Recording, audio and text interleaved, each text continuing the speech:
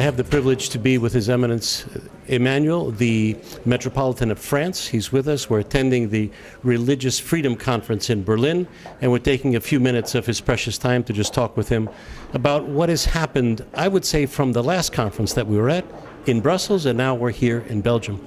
Your Eminence, good to see you again. Good to see you too, and I'm very glad to have this opportunity.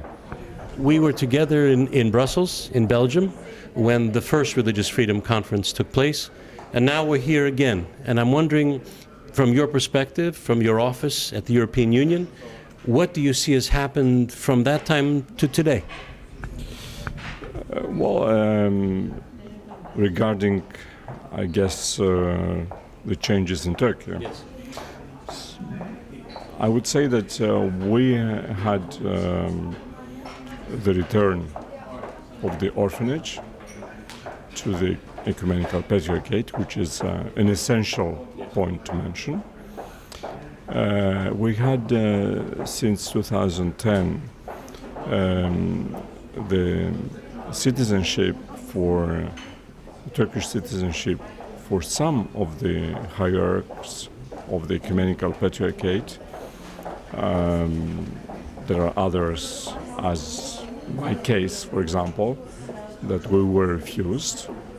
You were refused? Yes, I was. So you refused Turkish citizenship, which meant you could not be considered as one of the candidates for the Synod, for Ecumenical Patriarchate, or?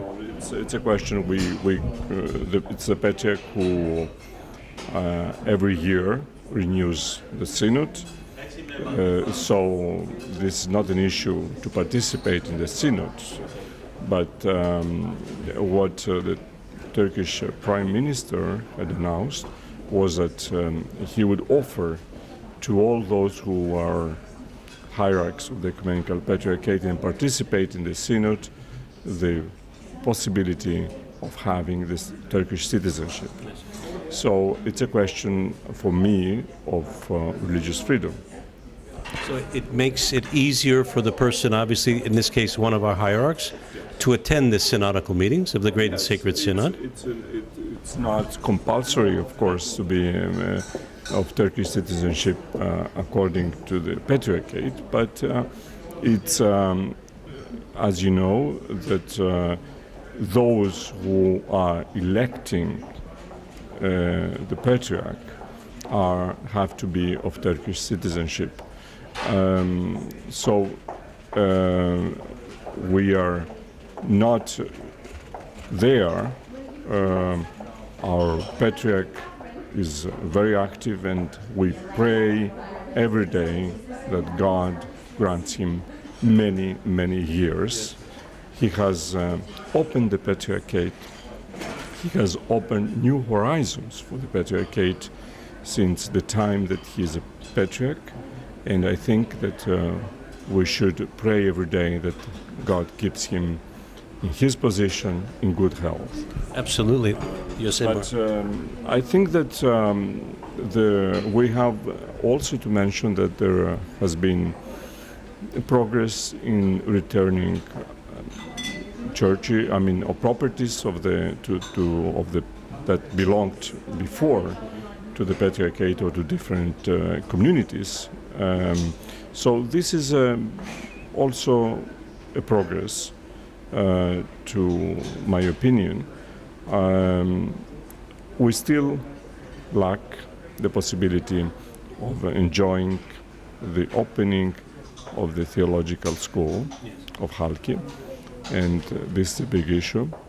We still have not seen any progress regarding the legal status of the Patriarchate. So there are still issues that we need, and we hope that the government of Prime Minister Erdogan can still help the Patriarchate. It's a momentum. The actual government has the power to do it. We don't know what will happen in the future. And the Prime Minister himself has promised that these changes would happen. So I'm hopeful. We really believe that Turkey needs to do these changes in order that the Europeans, the European Union, in fact, takes it very seriously. They are doing every pressure. We know that the U.S. Government has been doing pressure every time.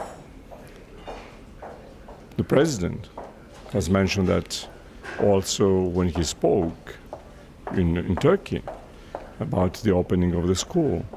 And I think that it's evident that everybody is awaiting to see a new face of Turkey. We are supporting these changes. We are grateful for what the government has done so far, but as I said this morning, there is still room for improvement. And we expect that, and we hope to see that very soon. The opening of the School of Halki is a must. It shows the goodwill of Turkey.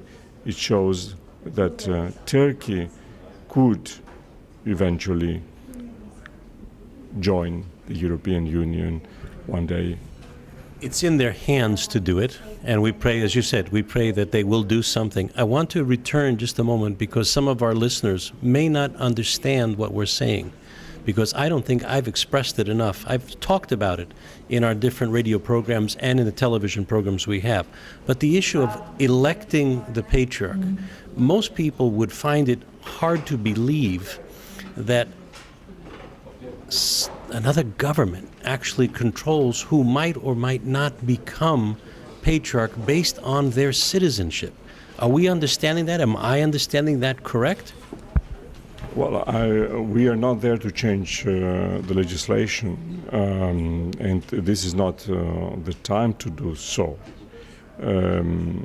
Obviously, this decision about the election of the patriarch, who is the head of and the primate of the ecumenical patriarchate and the first bishop in the Orthodox Church,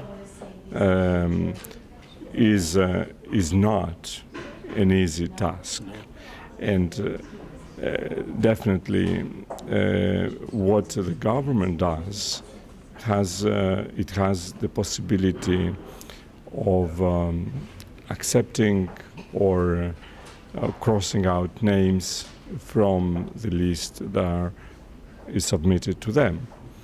This is the question. I understand that in a secular state, definitely these things are. If I compare to France, for instance, the government would not interfere into the election. Or even in the Vatican the Italian government would not interfere in the election of the Pope.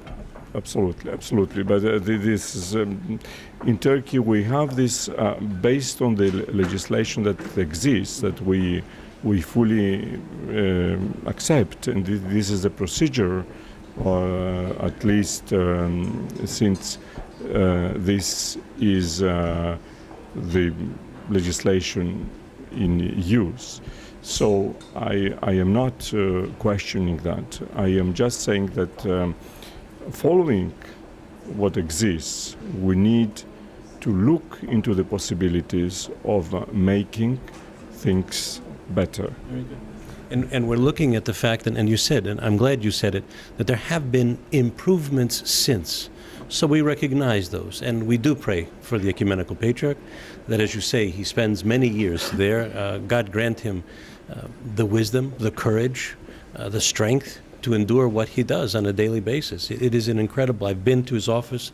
I've sat with him. I've traveled with him on a few occasions when he visited the United States when I served on the Presbyters' Council. So I had just a taste of what he deals with. I can't imagine on a daily basis, but we do say God grant him many years. Let's talk about the future a minute. What is the future? We're in Berlin. There's a lot happening. The conference has been tremendous. Wonderful speakers. Really, some have reached over the side too and said, it's time to do things. What are your thoughts for the future? Any dreams, any prayers that you have for the future? Well, as I said, we definitely have a dream that the ecumenical patriarchate continues to have the leadership in the way that our patriarch has set the line today. And I think there are better days ahead of us. We really believe that the future of Orthodoxy depends on the way that the ecumenical patriarchate would take the lead into this century. We are hopeful that the preparatory work that has been done so far regarding the Great Holy Council that is been now for more than 50 years in preparatory work will take place. And that would be amazing, wouldn't it? And this is in the plans of His Royal Holiness. I think that we are now in a position to say that things are moving. I'm not pessimistic. I think that we need to be optimistic, to have hope that things can change for the better. We need to see things changing in Turkey as well, as I said. We need to see, we should also be aware that this is a society that is definitely not an easy one. They are going through different changes. This year and the year after is also time for elections. So we have to consider all that. That brings tension within the country itself. Absolutely. So we have to think that this is not an easy time. It's not an easy task for the Prime Minister, but we are very hopeful that there are better days ahead of us. Thank you, Eminence. We appreciate your time. Thank you. Πολλά τεύξεις.